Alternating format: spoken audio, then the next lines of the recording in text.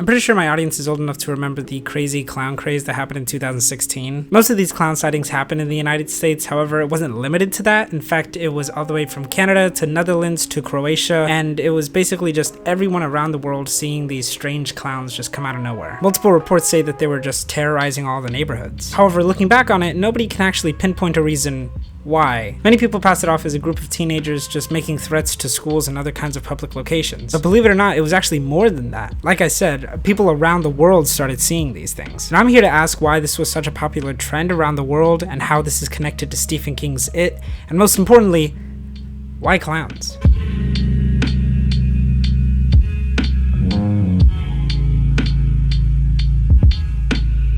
Now, I mean trend in a social way and not doing something to post on social media just to get some attention. I mean trend as the actual definition of it, a generational change in direction with society. And during this change, there was a number of sightings of clowns. A few precursors to all these events that would later unfold in 2016 would probably start in England. In September and October in Northampton, England of 2013, apparently there were multiple sightings of strange clowns, and this actually turned out to be some works of a few filmmakers. The clown had a very similar look to Pennywise the Clown from Stephen King's It in 1989, and was later used as a way to get some more traffic into their film's Facebook page. Another incident happened in March of 2014. A YouTuber in Italy began to dress up as a clown and terrorize random civilians. I mean, that's some pretty great content. He got millions of views, and then in October, there were more sightings of the Wasco clown in California. There were multiple photos showing up on social media. The reason why, however, was unknown. On July 2015 in Chicago, Illinois, two residents actually found two clowns scaling a fence for a cemetery. It was late at night, and they entered the graveyard, and then they turned around to see the civilians. The civilians began to record when the clowns turned around. The clowns fled into the woods only to be dispatched later to find no one. That leads us to 2016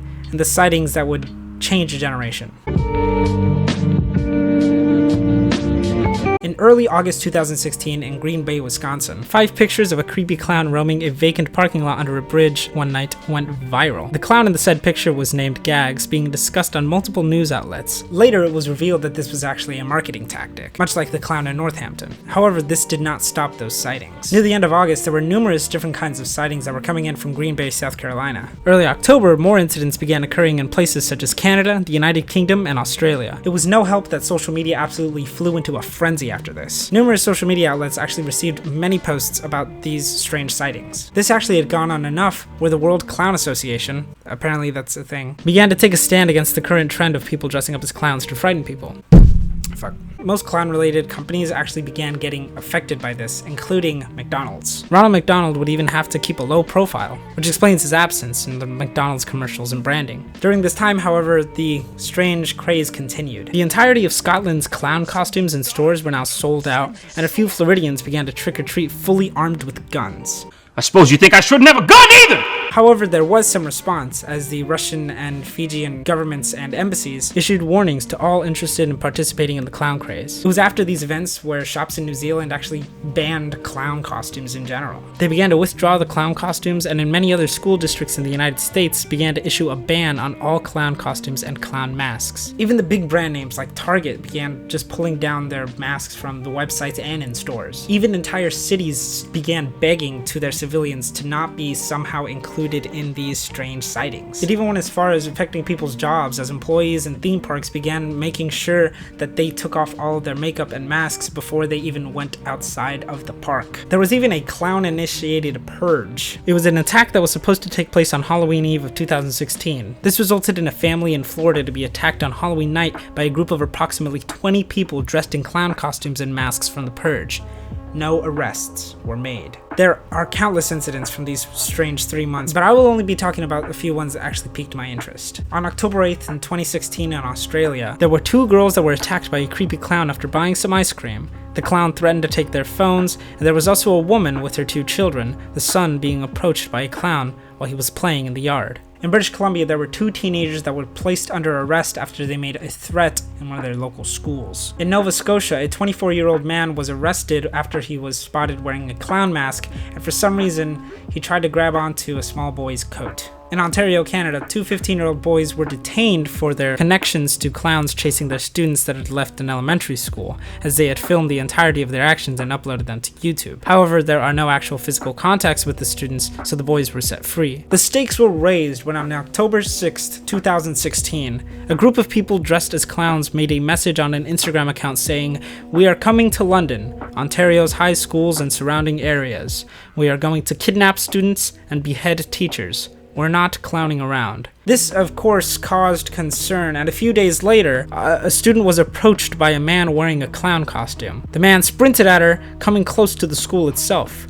There were many photos on Snapchat as the man ran away, and the two nearby schools were placed under lockdowns during the following days. In Quebec, people dressed up as clowns began to chase children on the streets. On October 14th in Montreal, a teenager was chased by a clown with a baseball bat, only to find that the clown had never been found. In Finland, of all places, there were many incidents in October. On October 18th, around 10 people dressed as clowns jumped out of a gray van at the playground of a school, hunting down 3 kids that thankfully escaped. The group of clown men had chainsaws, and later there were a group of children and teenagers being chased by 2 men in overalls and pig masks.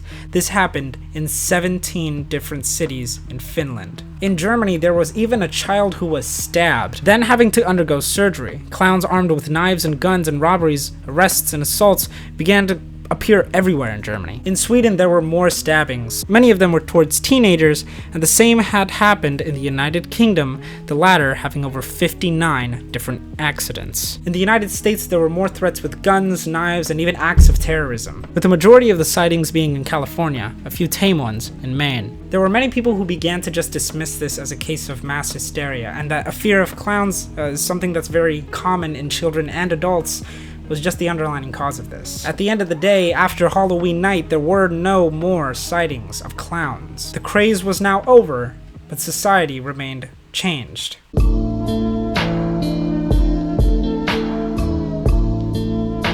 Now, we had talked about the sightings, but what does this have to do with Stephen King's It? And in this analysis, I will only be talking about the novel and not the films. One of the few major themes of the book is the loss of childhood innocence. Brady Hendricks from Tor.com describes the book as being about the fact that some doors only open one way, and that while there's an exit out of childhood named sex, there is no door leading the other way that turns adults back into children. Christopher Lehman Hoft from the New York Times noted that It concerns the evil that has haunted America from time to time in the forms of crime, racial and religious bigotry, economic hardship, labor, strife, and industrial pollution. And you may be asking yourself, what does any of this have to do with the 2016 clown craze? Well, it has to do with children and hate. I'm not saying that everyone in this phase of American culture hated children. However, it is interesting to point out the majority of these crimes were either acted upon children or reported by children. Many people often targeted children during these attacks. In the novel, Pennywise the Dancing Clown embodied hatred, fear, the things that the children of Derry are most afraid of, and during these attacks, that's pretty much what these guys dressed as clowns tried to do. He was only visible towards the children and the adults who remembered him as a child. In a more literal sense, Pennywise the Dancing Clown was a disguise for the town, the embodiment of fear disguised as a simple clown. During these attacks, it was much the same. People began rioting, stabbing, making many different types of crimes, all because they can get away with it with a simple makeup or mask. They use these tactics to get away with these horrible crimes. But if you think about it, all they're actually doing is being human. Naturally human. Oscar Wilde is quoted as saying, "Man is least himself when he talks in his own person. Give him a mask and he will tell you the truth." I think that what happened in the entirety of the 2016 clown craze, and why there were so many crimes with makeup and clowns, was that the mask was a way for humans, real humans, across the world to somehow feel justified for their actions. It makes sense when you see why people are afraid of clowns in the first place, and it's actually one of the reasons Stephen King even wrote It. Jerry Burbrick, a clinical psychologist who works with children dealing with anxiety, explains this fear. When you take away the ability to read someone's expression, it's disturbing because we don't know what they're feeling. Are they happy, sad, angry? What to expect, or how to react?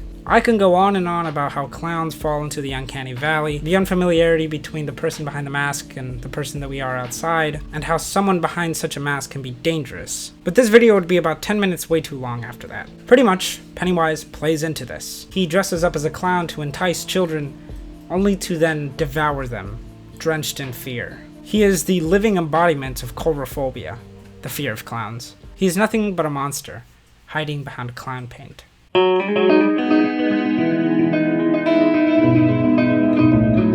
In 2016, there was a trend of people dressing up as clowns and committing heinous crimes. And much like Stephen King's It ended up making lots of hate perpetuated within the United States. One thing that Derry is a commentary on American culture. Derry is known to forget the bad and remember the good. It's one of the main reasons that hate crimes are still prevalent when the Losers Club returns. And as the Losers Club returns, it's pretty prominent that we understand that they do not remember anything from their childhood. One of the main reasons being that that's actually a sign of childhood trauma. But I think that the American psyche was traumatized after that event, after the 2016 clown craze. If you ask around, many people won't even remember it until you bring it up. We've grown so accustomed to things such as school threats and shootings around public areas that things like the clown craze just seem to be swept under the rug. Maybe in another 27 years, we'll see some more clowns come out from under the sewers. Thank you guys so much for watching. I hope you guys enjoyed that video. I know it's different, but I decided that a lot of people liked my video essay type of things and analytical commentary, so I just decided that I should make a video like that for you guys to enjoy during spooky season. Now don't worry, I will be reviewing some more bad movies. You just gotta give me time because it's midterm season and I want to die. Anyway, thank you Michael for subscribing. Thank you Shimbal. Thank you Christian Garcia and Tinkle Sticks for subscribing. Thank you Bald Bruno for subscribing. Thank you Riley Anderson for subscribing. And thank you Tame Rocket Pika Give To Me. Interesting name. I hope all you guys are having such a spooky season. Now join me next time when I find a notebook that kills people and I immediately write my name down. Bye-bye.